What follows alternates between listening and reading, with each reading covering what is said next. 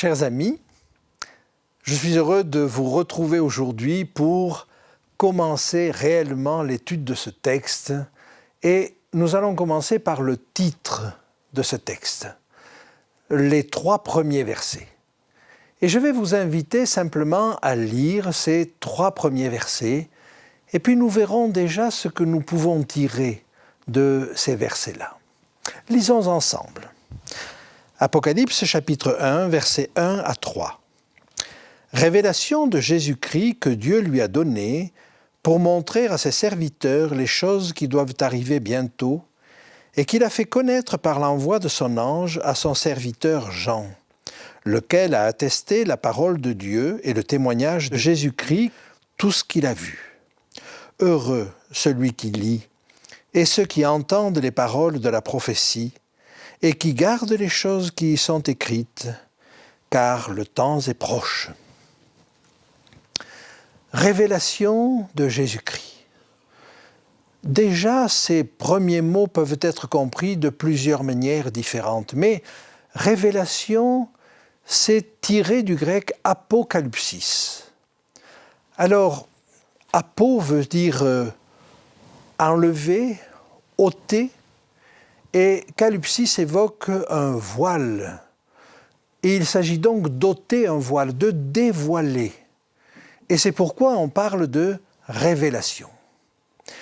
Et vous comprenez ainsi que si ce texte est une révélation, il n'est pas caché, il est au contraire pour nous dire des choses. Et on considère très curieusement que c'est un des textes les plus compliqués de la parole de Dieu. Mais c'est une révélation. Alors, c'est la révélation de Jésus-Christ. Mais cette révélation de Jésus-Christ peut être comprise de plusieurs manières différentes. C'est une révélation qui vient de Jésus-Christ, ou alors c'est une révélation qui est au sujet de Jésus-Christ. Dans le contexte qui nous occupe aujourd'hui, c'est une révélation qui est transmise par Jésus-Christ. Et en effet, il y a là quelque chose qui doit nous faire comprendre que c'est toute une chaîne qui va se dérouler sous nos yeux. Nous allons en parler. Avant cela, j'aimerais vous montrer un texte qui se trouve dans l'Ancien Testament, dans le livre du prophète Amos, au chapitre 3 et au verset 7. Le Seigneur l'Éternel ne fait rien sans avoir révélé son secret à ses serviteurs les prophètes. Le lion rugit, qui ne serait effrayé? Le Seigneur l'Éternel parle, qui ne prophétiserait? Il y a donc là, si vous voulez, l'objectif pour Dieu de ne rien faire sans en avertir son peuple. Et il est donc bon que ce peuple soit ainsi averti. Alors il est averti de quoi? Eh bien, il est averti des événements qui doivent arriver, et le texte nous dit qu'ils doivent arriver bientôt. Et jusqu'à la fin du livre, nous avons cette idée que ces choses doivent arriver bientôt. En grec, entakei, on pourrait dire en vitesse, rapidement. Alors, ça a été écrit il y a 2000 ans. Et on peut se dire qu'il y a là quand même une vitesse relativement ralentie. Mais peut-être nous faut-il considérer les choses autrement. Il faut peut-être voir que quand les événements de la fin vont arriver, alors ils vont se succéder rapidement, en vitesse. Et donc il faut comprendre que quand nous commencerons à voir ces choses, alors ces choses vont se faire très vite. Je vais prendre maintenant dans ce texte encore un autre aspect des choses qui doivent arriver bientôt et qu'il a fait connaître par l'envoi de son ange à son serviteur Jean. Des choses qu'il a fait connaître. C'est le verbe sémaio qui est employé, c'est-à-dire qu'il a signifié, qu'il a fait connaître au moyen de signes. Et il a donc révélé à travers des symboles. Mais sémeion, en grec, c'est aussi un miracle. Et donc il y a là à la fois la notion de signe, mais la notion de miracle. Alors, je n'insiste pas là-dessus, mais il y a plusieurs textes qui peuvent nous dire des choses semblables et j'aimerais simplement lire ce que nous trouvons dans l'évangile de Jean au chapitre 2 et au verset 11 pour que nous comprenions l'usage de ce mot. Jean chapitre 2, verset 11. Tel fut à Cana, en Galilée, le premier des miracles que fit Jésus. Il manifesta sa gloire et ses disciples crurent en lui. Là, c'est le mot sémeion qui est employé. C'est un miracle, mais c'était un signe. C'était un signe du ministère de Jésus. Et j'aimerais vous entraîner maintenant à la fin du livre d'Apocalypse, au chapitre 22 et au verset 16. Moi, Jésus, j'ai envoyé mon ange pour vous attester ces choses dans les églises. Je suis le rejeton et la postérité de David, l'étoile brillante du matin. Il a donc fait connaître ces choses par son ange. Et là, j'aimerais que nous revoyions ensemble ce qu'est cette chaîne de transmission. Car il y a une véritable chaîne de transmission. Si vous regardez ce premier verset, il nous est dit révélation de Jésus-Christ, mais que Dieu lui a donné. Donc la première étape, c'est que Dieu a donné une révélation à Jésus. Et Jésus l'a fait connaître à ses serviteurs, mais il l'a fait connaître comment? Il l'a donné à son ange, qui lui va la donner à Jean. Et nous allons d'ailleurs voir à plusieurs reprises dans le texte ces trois personnages, Jésus, l'ange et Jean. Et Jean va être interpellé, soit par Jésus, soit par l'ange directement. Mais c'est un ange qui est chargé de lui montrer ces choses. Et Jean a écrit ces choses. Et ce qu'il a écrit, c'est pour le lecteur. Mais le lecteur, lui, va le donner aux auditeurs. Et pour que le texte nous soit parvenu jusqu'à maintenant, jusqu'à nous, il a fallu qu'il y ait des copistes et que le texte soit donc pris et recopié jusqu'à ce qu'il parvienne à nous. Alors, une telle chaîne de transmission, en général, occasionne un certain nombre d'erreurs de copie. Vous connaissez bien le jeu du téléphone, qui consiste à dire à son voisin à voix basse une phrase qu'il va lui-même redonner à son voisin et encore à son voisin, et puis quand la phrase a fait le tour du cercle, elle n'est plus du tout la même. Or, vous comprenez qu'ici, il va falloir que ça soit différent. Il y a toute une chaîne de transmission, mais cette chaîne va être fidèle. Et le premier qualificatif qui va être donné à Jésus, le premier nom qu'il va recevoir, au verset 5, c'est le témoin fidèle. Par conséquent, il y a là cette chaîne et il faut que chaque élément soit fidèle dans la transmission. C'est une indication.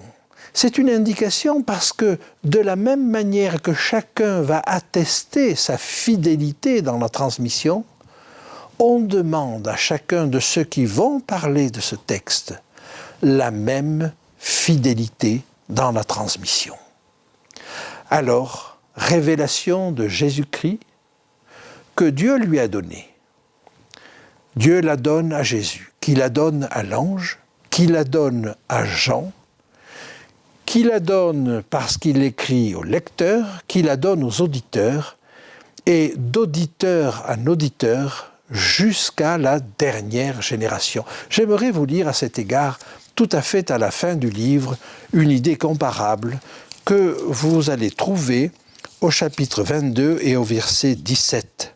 « Et l'esprit et l'épouse disent « Viens », et que celui qui entend dise « Viens », et que celui qui a soif vienne, et que celui qui veut prenne de l'eau de la vie gratuitement. » Ainsi, nous pouvons comprendre pourquoi ces choses-là nous sont détaillées de la part des premiers maillons de la chaîne. Maintenant, j'aimerais que nous abordions le verset 2. Lisons ensemble ce que nous dit ce verset 2. Lequel, donc Jean, a attesté la parole de Dieu et le témoignage de Jésus, tout ce qu'il a vu. Jean va attester ce qu'il a vu. Évidemment, ça rentre dans le cadre général de toutes les attestations que nous allons voir dans ce texte. Et aucun texte biblique, à ma connaissance, n'a reçu autant de certification d'authenticité. Ce que nous voyons là de la part de Jean, nous allons le retrouver de la part des différents maillons, c'est-à-dire de Jésus et de l'ange, jusqu'à la fin du texte d'Apocalypse. Je vous invite à retourner au chapitre 22 et à regarder à partir du verset 6. Apocalypse 22, verset 6. « Et il me dit, ces paroles sont certaines et véritables. » C'est l'ange qui parle. « Ces paroles sont certaines et véritables. » Et le Seigneur, le Dieu des esprits des prophètes, a envoyé son ange pour montrer à ses serviteurs les choses qui doivent arriver bientôt. Ce sont les mêmes paroles. Mais là, c'est l'ange qui l'atteste. Jean, de nouveau, à la fin du passage, va attester également la véracité de ce qu'il dit. Verset 8, « C'est moi, Jean, qui ai entendu et vu ces choses. Et quand j'eus entendu et vu, je tombai aux pieds de l'ange qui me les montrait pour l'adorer. » Jésus lui-même, à plusieurs reprises, va attester également la véracité de ces choses, et non seulement la véracité de ces choses, mais le fait que c'est lui qui a envoyé son ange. Regardons ce qu'il dit au verset 16. « Moi, Jésus, j'ai envoyé mon ange pour vous attester ces choses dans les églises. Je suis le rejeton et la postérité de David, l'étoile brillante du matin. » Plus encore qu'une attestation, il y a une menace tout à fait à la fin du livre, les versets 18 et 19 du chapitre 22, qui nous montrent à quel point Dieu ne plaisante pas avec ces choses-là. Lisons ensemble. « Je le déclare à quiconque entend les paroles de la prophétie de ce livre. Si quelqu'un y ajoute quelque chose, Dieu le frappera des fléaux décrits dans ce livre.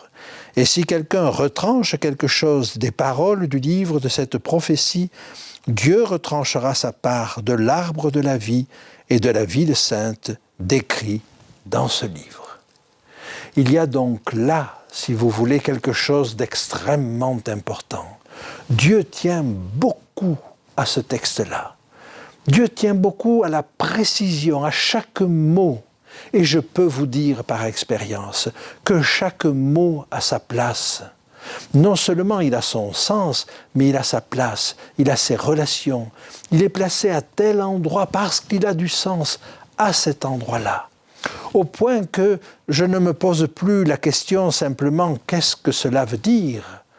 mais je me pose la question « pourquoi cette chose-là est dite à cet endroit-là ?» Et le fait qu'elle soit dite à cet endroit-là a du sens.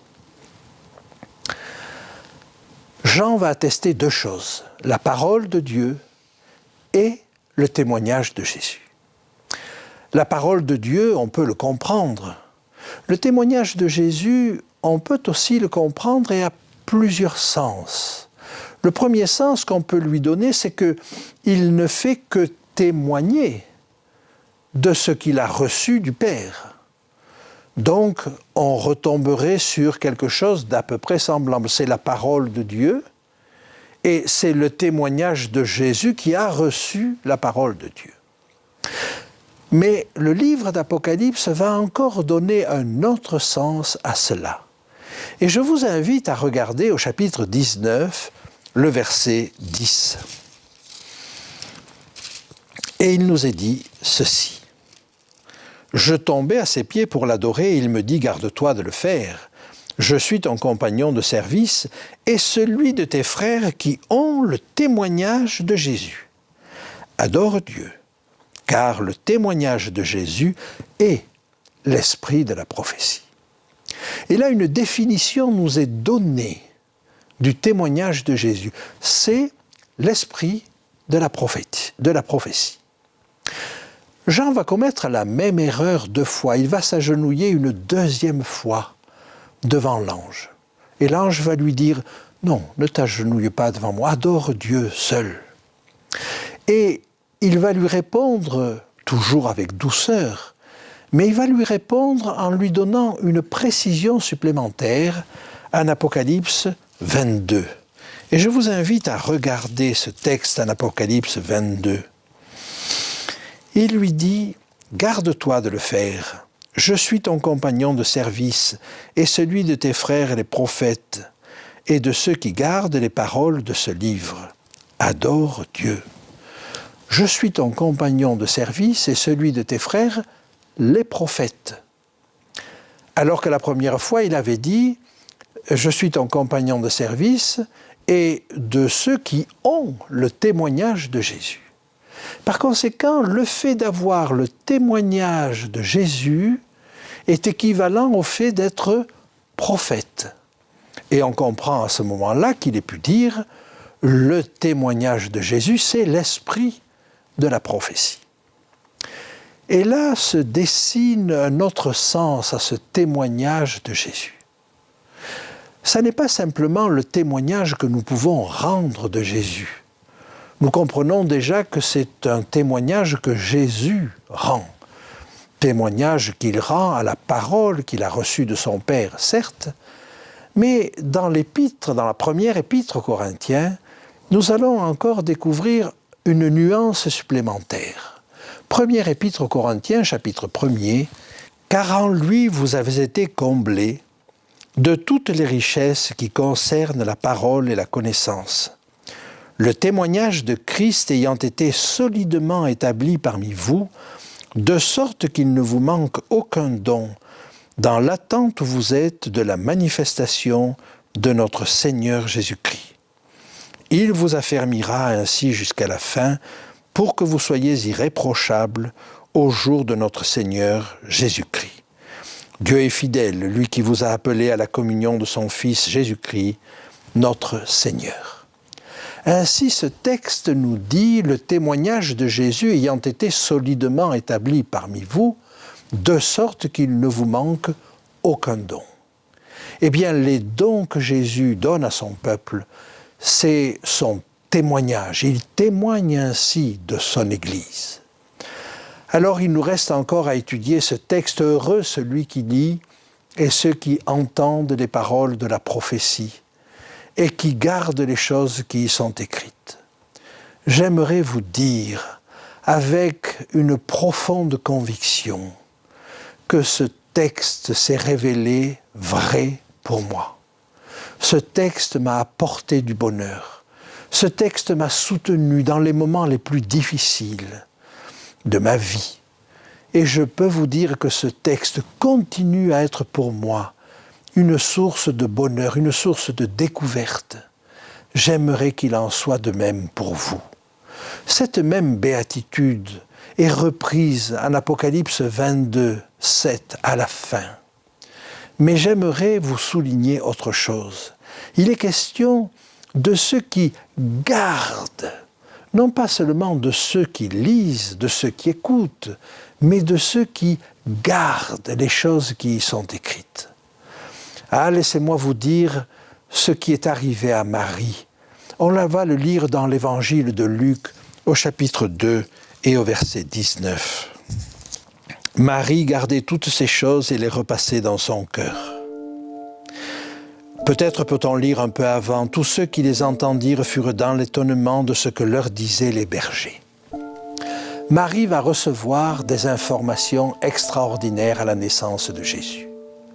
Elle va recevoir des informations de la part des bergers.